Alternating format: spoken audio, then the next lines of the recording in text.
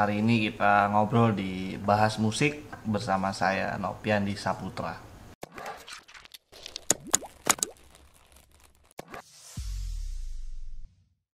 Saya ingin memulai dari banyak karya-karya seni itu lahir tidak melulu sebagai sebuah hiburan, tapi juga banyak karya-karya seni kemudian yang hadir atau diciptakan sebagai sebuah penanda peristiwa.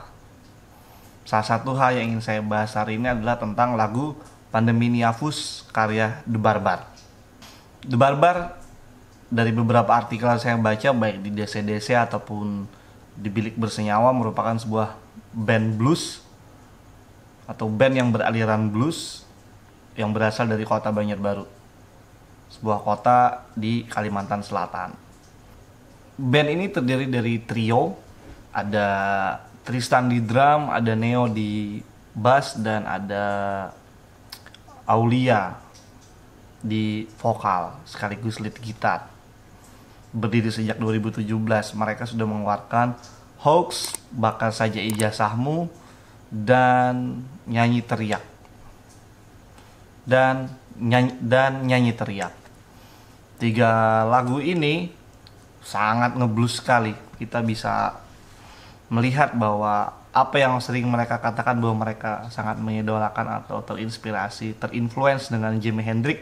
3 lagu ini lead-leadnya sangat berasa sekali blues. Choking-chokingnya, bagaimana tarikan senar yang menciptakan nada-nada milismatis itu bisa kita rasakan.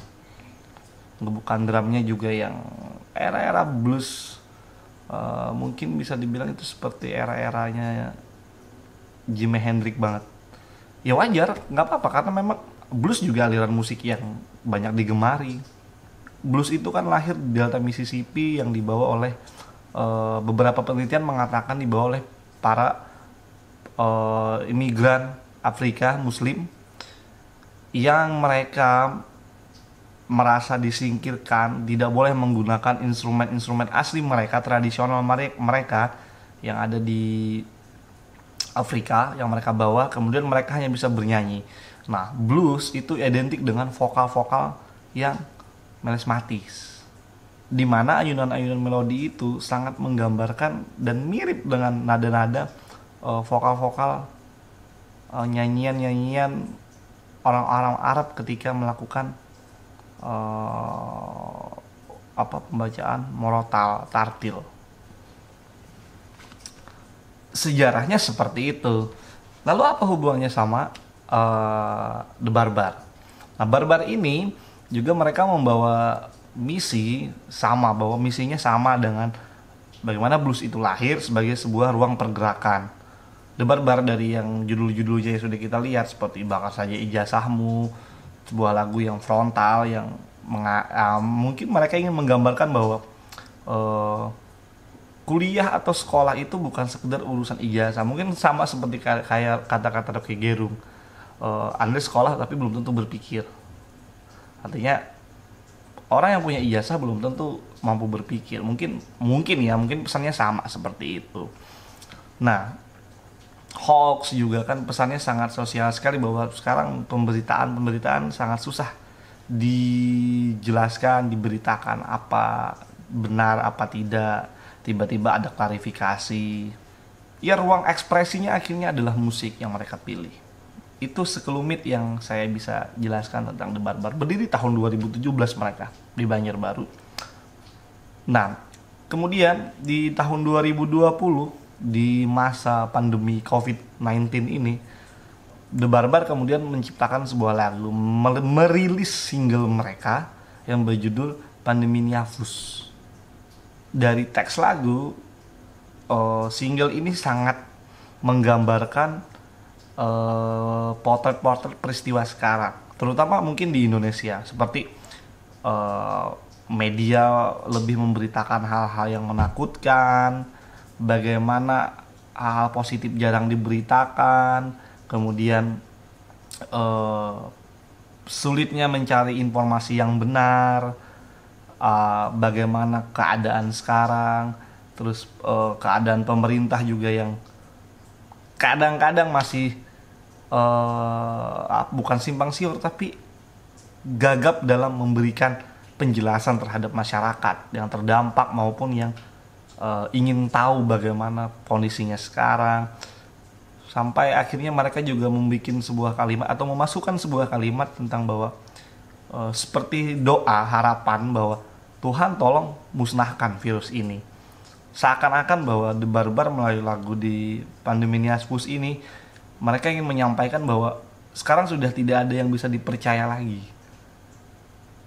Tugas kita hanya berdoa semoga virus ini dihentikan. Ya sebenarnya ini ciri khas banget orang Banjar yang berdoa, percaya kepada Tuhan. Sama dengan blues di era Delta Mississippi atau Delta Blues.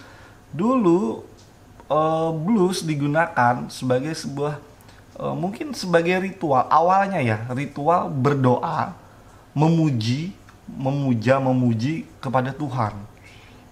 Lalu berkembang kemudian sampai akhirnya menjadi musik seperti sekarang. Bahkan ada anggapan bahwa blues itu ibunya para musik. Tapi ya itu hanya sekedar anggapan. Oke, kita kembali ke Pandeminias Pus. Pandeminias Pus ini seperti saya bilang tadi itu menggambarkan potret-potret kejadian yang dirangkai menjadi sebuah lagu. Lalu apa persoalannya yang ingin saya angkat di sini adalah bahwa Pandeminias Pus menjadi sebuah penanda peristiwa. Ada dua peristiwa nih yang ingin ku bahas di sini. Pertama peristiwa COVID-nya yang lagi hangat.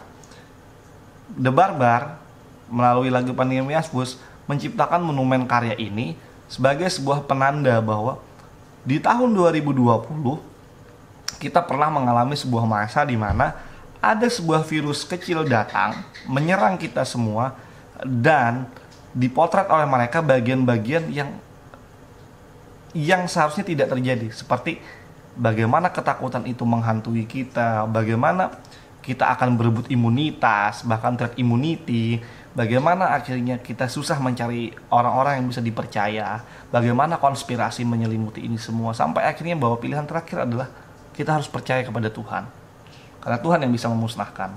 Itu bagian pertama. Bagian kedua secara musikal, seperti yang udah aku bilang bahwa mereka udah merilis 3 lagu sebelumnya, kemudian merilis Pandeminias Pus.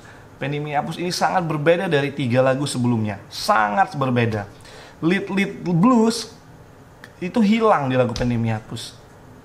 Seperti jatuhnya mereka sekarang lebih bermain ngerok, lebih rock, tapi bukan progresif juga, lebih nge-grunge, sehingga kita bisa mendengar bagaimana distorsi yang crunchy, bagaimana gebukan drum era-era 90-an, bass bermain akord-akord yang membantu progresi akord gitar itu sendiri. Nah, yang paling membedakannya adalah bahwa kita kehilangan choking, kita juga kehilangan vokal minimalis dari vokalisnya. Justru sebaliknya, vokalnya dipakai vokal berat yang ditahan. Ini mirip kayak Fish sebenarnya, mirip dengan grup band dari Jakarta, Fish. Bahkan kalau kita lihat secara keseluruhan bentuk lagunya itu Fish banget, nggak bisa dipungkiri. Walaupun aku nggak bilang bahwa ini project mirip, enggak, tapi secara influence ini sangat terinfluence dengan Fish mungkin. Aku nggak ngerti apakah teman-teman lagi memang mendengarkan Fish banget sehingga lagu Pandeminias Pus ini seperti kehilangan The Barbar dari 3 lagu sebelumnya itu. Padahal penting jika teman-teman tetap bertahan dengan ngebluesnya, karena toh pesan yang akan disampaikan juga akan tetap sama, pesan yang akan dibawa juga akan tetap sama gitu, tetap akan membawa visi yang jelas. Namun dengan pola yang baru ini benar-benar menjadi sebuah penanda peristiwa yang kedua yang lebih implisit, yang tersembunyi lah, bahwa teman-teman sedang berubah genre atau bagaimana. Kemudian dari video, aku melihat juga bahwa garapan videonya pun juga lumayan memberikan kita suasana yang terjadi akhir-akhir ini. Ada footage berita tentang COVID, footage pernyataan pemerintah, ada orang-orang yang membicarakan konspirasi, orang-orang yang bikin gaduh saat pandemik. Nah, itu keren. Yang menjadi pertanyaanku kemudian adalah ada sekitar, kalau ku hitung per bar itu hampir 22 bar. Hitungan bar aku ya, maksudnya hitungan bar musikku ketika ku hitung itu hampir 22 bar yang menampilkan gambar digital, video bergerak yang mungkin tujuannya adalah untuk menghantam psikologis kita. Dalam psikologi musik bahwa sebenarnya yang perlu dilakukan adalah bukan melalui gambar, tapi seharusnya bunyi itu sendirilah yang memberikan kesan psikologis sendiri. Tergantung kawan-kawan ingin memberikan kesan psikologis apa. Karena musik, repetisi itu sebenarnya bisa membentuk psikologis kita. Mau baik, mau buruk, mau apa, mau membentuk apa, itu karena repetisi. Bukan karena gambar yang panjang sekian bar. Sayangnya di musik itu, repetisinya hanya ada dua repetisi besar. Yang ditandai dari gebukan drum sebagai penanda perubahan irama. Itu yang aku tangkap. Namun lagi-lagi ini mungkin kritik juga, aku nggak ngerti atau ini pendapat, bahwa aku cuma membayangkan ketika single ini kemudian dibawakan secara live tanpa ada video, apakah akan dipotong bagian yang lumayan panjang yang 22 bar itu, atau akan tetap dipertahankan? Itu menjadi pertanyaan besarku kemudian. Karena ya dengan bantuan visual itu tidak masalah, tapi ketika ini dimainkan secara langsung, aku nggak ngerti bagaimana tanggapan para penonton nantinya. Kesan psikologis yang ingin dihadirkan seperti ketika orang menonton videonya, itu juga perlu dicoba ketika ditampilkan secara langsung. Apakah itu berhasil atau tidak? Karena jika itu tidak berhasil, berarti yang jadi persoalan adalah teman-teman harus menggarap bagian panjang itu agar secara psikologis orang benar-benar dihantam secara musikal, bukan dihantam secara visual. Tapi itu tidak masalah. Bagiku, selama kita berkarya, maka selama itu pula kita bebas bereksplorasi mau ngapain aja, mau seperti apa aja karya kita. Jangan, ya kalau aku tuh punya prinsip bahwa ya jangan bebanilah karya kita dengan kultur tertentu. Mau bikin aja, mau jadi kayak apa aja. Tapi mohon maaf banget, lagu Pandemiasmus gaya vokalnya Baskara banget. Itu mungkin kritikku terhadap karya ini. Di luar dari itu, aku senang teman-teman bikin karya yang menandai sebuah peristiwa ini. Ya semoga teman-teman bisa istiqomah dengan bluesnya, tidak lagi kemana-mana, tetap setia dengan blues karena blues itu asik. Teman-teman ngeblues dengan membawa pesan moral itu lebih punya ciri gitu. Dan renyahnya vokal Aulia di lagu-lagu sebelumnya dengan ini, kita kehilangan kerenyahan itu. Aku pribadi setelah dengar lagu-lagu sebelumnya dengan lagu ini, yang paling aku rasa kehilangan itu adalah lead blues dan gaya vokal renyahnya Aulia. Karena itu penting. Itu sudah brandnya The Barbar sebenarnya. Namun ketika The Barbar sendiri merubah brand itu, tentu sebagai pendengar, aku misalnya, aku kehilangan kehilangan soul dari The Barbar sebelumnya. Ya lagi-lagi pilihannya ada di teman-teman. Apakah teman-teman memang mau merubah itu, atau memang sengaja memakai genre ini untuk tragedi ini karena mungkin pesannya, mungkin semiotik dan estetikanya beda.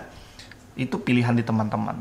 Di lagu ini juga kita bisa lihat bahwa kita bisa membedahnya bahwa biasanya lagu blues itu biasanya lebih liris, lebih puitik. Tapi di lagu ini teman-teman sangat naratif dan sangat tekstual. Artinya verbal banget gitu menyampaikannya. Tidak, kita kehilangan gaya-gaya puitik, gaya-gaya yang metafor dari kebiasaan blues. Kalau aku bisa bilang bahwa gaya bervokalnya pun sangat storytelling, sangat bercerita. Padahal itu biasanya jarang dilakukan oleh blues yang mereka tidak senang dengan hal-hal yang bersifat naratif.